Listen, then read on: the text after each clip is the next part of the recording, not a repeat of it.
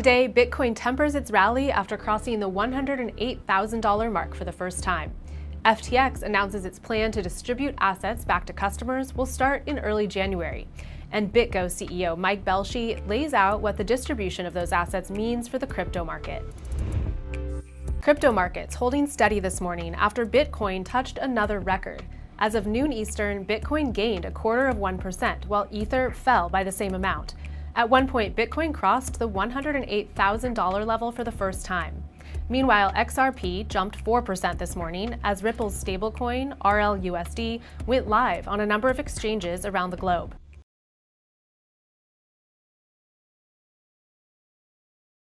Okay, let's talk about the top stories. European Parliament member Sarah Nafo is calling for an EU Bitcoin strategic reserve. In a speech delivered to the government body, Nafo cited President-elect Donald Trump's pro-Bitcoin ambitions and Fed Chair Jerome Powell's reference to Bitcoin as digital gold earlier this month. The EU lawmaker shared a clip of her speech on X, accompanying a writing that translates to "No to the digital euro, yes to a strategic national reserve of Bitcoin." This comes as excitement around the idea of a U.S. Bitcoin stockpile builds. Trump endorsed the idea on the campaign and reaffirmed the commitment to CNBC's Jim Cramer last week during a visit to the New York Stock Exchange. Next, FTX creditors can start getting payouts in early 2025. The exchange's Chapter 11 reorganization plan will go into effect on January 3rd, and the firm says it expects initial distributions within 60 days of that date. FTX announced that it's partnering with digital asset trust firm BitGo, as well as crypto exchange Kraken, to help with distributions. John Ray III, who was appointed CEO in the aftermath of the FTX collapse, called this progress reflections of the outstanding success of the recovery efforts, and that, quote, "We are well positioned to begin executing the distribution of recoveries back to all customers and creditors, and encourage customers to complete the necessary steps to begin receiving distributions in a timely manner." This includes steps like logging into the FTX debtors customer portal, completing KYC verification, and onboarding with BitGo or Kraken. The rollout of the reorg plan comes more than 2 years after the collapse of FTX and more than a year after its founder, Sam Bankman-Fried, was found guilty of fraud. All right, let's talk more about that distribution plan for our main story. Crypto World's Jordan Smith spoke with Mike Belshe, CEO of BitGo, about its role in the FTX distribution plan. They also talked about Belshe's outlook for crypto in 2025. All right, Mike Belshe of BitGo, thank you so much for being here. I want to start with the news from FTX. We had that reorganization news that we found out yesterday. The filing said that there will be a distribution of assets that will begin on January 3rd, and BitGo will help with that initial distribution. That's expected to take up to 60 days. Tell me about your role in that process and how you expect it to unfold. I mean, there are obviously billions of dollars in assets expected to be moved around. Tell me what you're doing there. Good to see you again, Jordan. Thanks for having me. Well, look, I mean, the FTX debtors have done, I think, a great job of moving swiftly through this process. You might recall that Mt. Gox just concluded its distributions a couple of months ago, and that was from a hack that happened 10 years ago. So kudos to the FTX team for really figuring out how to move swiftly. We've been working with the FTX team, pretty much since the bankruptcy. We didn't have a relationship with the prior management, but when John Ray took over, they immediately recognized a need for safe custody of the assets at an institutional grade. Obviously, there was a lot of assets coming out of FTX, and so we've helped store those for the last couple of years.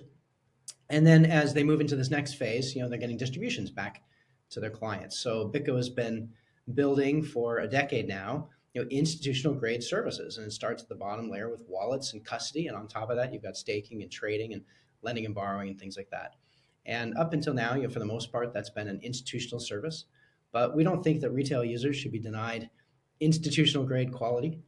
We've got the deepest order book. We're not a single exchange. We trade on all exchanges. And so we're able to kind of bring all of that. We're happy that FTX thought we could be a good venue for the retail clients from FTX coming over as well. I want to go back to something you said. You talked about Mt. Gox and the distribution that happened there. That did take some time, and we also saw, as that distribution was happening, an impact on markets. And many are concerned about the impact that this distribution would have on crypto markets. Do you have any expectations there as to what we could see happen with the price of Bitcoin or other assets as this distribution gets underway? Well, it's interesting. The Mt. Gox distribution was a distribution of the digital assets. So they were distributing, Bitcoin back. And then if there was an impact, I mean, it was certainly temporary, but that was distributing Bitcoin to people that have been denied it for 10 years, and some of them sold it. In this case, the distribution is cash. So actually, this should have a positive impact on the market, if anything, where some of those investors who have been out of the market are now getting cash back, and so then they can re-enter the market. So we hope to see a lot of that. But regardless of what happens here, the market is much bigger than just a few $1 billion. So if there is a small impact, it'll quickly kind of get absorbed in, and markets will return to where the markets see the price, not a temporary impact of any one distribution. If we can talk about that next iteration of crypto adoption, I think the big story so far has been Bitcoin ETFs that are trading right now. And I'd love for your reaction to the growth of those this year and what it's meant for your business, because I mean, as a custodian, you are involved in some of the ETFs. So I just want your reaction to what we've seen in 2024 before we talk about 2025. Look, I think it's well known and old news that the Bitcoin ETFs have been the fastest growing, fastest adopted ETFs in the history of ETFs, which is pretty remarkable. And I think that shows that there was a tremendous amount of pent up demand to have a regulated product that you could trade through your traditional broker. And so that's grown quite well. And it's been very good for the industry. It allows a number of institutional players that were plumbed into the equities markets to be able to participate with Bitcoin. Whereas if they were otherwise trying to touch Bitcoin, they had to figure out on their own, like, okay, how do I hold it? How do I custody it? How do I trade it? All these types of things. And the equities market kind of streamlines all that. Now, it comes with some risks because you actually don't own the Bitcoin directly. The markets only trade Monday through Friday, 9 to 5 banking hours, right? And if you want to have real-time access, if you want to be able to use that Bitcoin, maybe you want to use it inside of collateral for another loan or something like that. The ETF product doesn't quite work as well. All right, ETFs for Bitcoin, they're there. For Ethereum, they're there. Other coins, not quite. It's a great way for institutions to start getting their feet wet. And then I think the next steps, the next phase is really about making it so that institutions, companies, of course, individuals can feel comfortable touching the asset directly and knowing that they have service providers, they have custodians, they have trading and access to liquidity. They can use that money to get yields through a number of different ways. So, but being able to use it as a full financial product as opposed to just having ETF shares. Regulation is a big part of the roadmap for 2025 too, and how it will impact crypto businesses across the board. From your perspective, what's the priority for this Congress that looks a lot more open to crypto rulemaking next year? And are you having any conversations with lawmakers about what those priorities are? So we talk to both regulators and lawmakers all the time. Obviously, it's a really exciting time because finally we're able to have interesting conversations instead of conversations where they're really secretly trying to take you down. So all of a sudden, service providers like BitGo, we are all able to move forward with a lot more confidence. This will also reflect into the traditional financial space, so we will see more of our traditional Wall Street players coming into the market. Additionally, with the U.S. just being more open, regulators around the globe have been looking for leadership and guidance from the U.S. And when that leadership and guidance last year was saying no, no, no, worldwide people saying no, no, no. So generally, it's opening up. Now, in terms of what legislation is needed, it's a good question. I mean, I hate to say I agree with Elizabeth Warren, but there's one thing I do agree with her on, which is all I want is the same rules applied to digital assets as would be applied to other types of assets. And I think that may be the best prescription, frankly. To that end, if you break down regulation, it kind of comes into 3 categories. You've got law enforcement related things. This is like AML protections, sanctions controls, transaction monitoring. We already do that better than traditional finance has ever done it. And that's because we're technology first. It's also evidenced by the fact that the largest fines in banking all are hit against the traditional banks doing their AML KYC, doing their sanctions controls, and yet still making a lot of mistakes. So that's not an issue for crypto and never has been. Same rules work just fine. The second area is investor protection. The SEC has heretofore been unclear as to what's a security and what's not. So a number of people that are providing new tokens are saying, hey, can you clarify that and help us get on the right track? I think the SEC is now going to have a real interest in solving that problem, and things will move forward. And then the third area is kind of market structure. So market structure for securities, There's one that exists. If any of these tokens are securities, we already know how to trade it. We don't need anything new.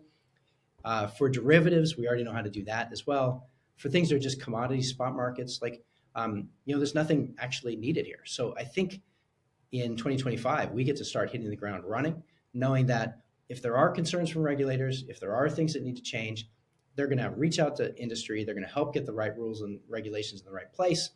And we won't be just facing massive lawsuits and things like that. A final question, real quick. What about looking outside the U.S.? I mean, BitGo has launched a global platform this month, and you previously launched a new home base in Singapore. How much is global expansion on your roadmap in 2025? And does that growth have anything to do with the regulatory situation in the U.S., or do you see it more as just opportunity abroad? Over the last couple of years, it has been in part, hedging in case the U.S. couldn't figure out a reasonable plan forward. But it's also been part of a broader strategy. Look, we have 7 licensed custodians around the planet today. We hit all of the major geographies from North America to Europe to Middle East to Asia. And the initial goal is just to be able to service lots of clients, right? And this is a global currency. But what's happening right now is we are building a global financial system, and we've never had one before. This is in part why regulators are so stymied. They haven't actually had to think about how to get standardized rules that work across borders everywhere. So instead, we've got silos where every nation kind of has their own set of rules. With the global financial system, you will finally be able to pay your vendors in India, in China, on a Sunday night, and get the money to them by Monday morning so that they can start manufacturing or doing whatever they're going to do without having to go through all of these hurdles. And it's going to take some time. But the reason we're building all these custodians is we can now connect them. So BitGo does a lot of settlement. You might have heard of the Go network, which is where clients of BitGo, you can have one that's connected through BitGo Germany. All of their assets stay in Europe. They never leave Europe. They're settling with a client in the US.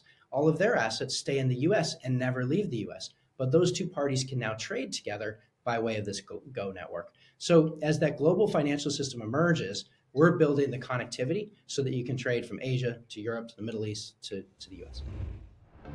Okay, that's all for Crypto World today. We'll be back again tomorrow, and we'll see you then.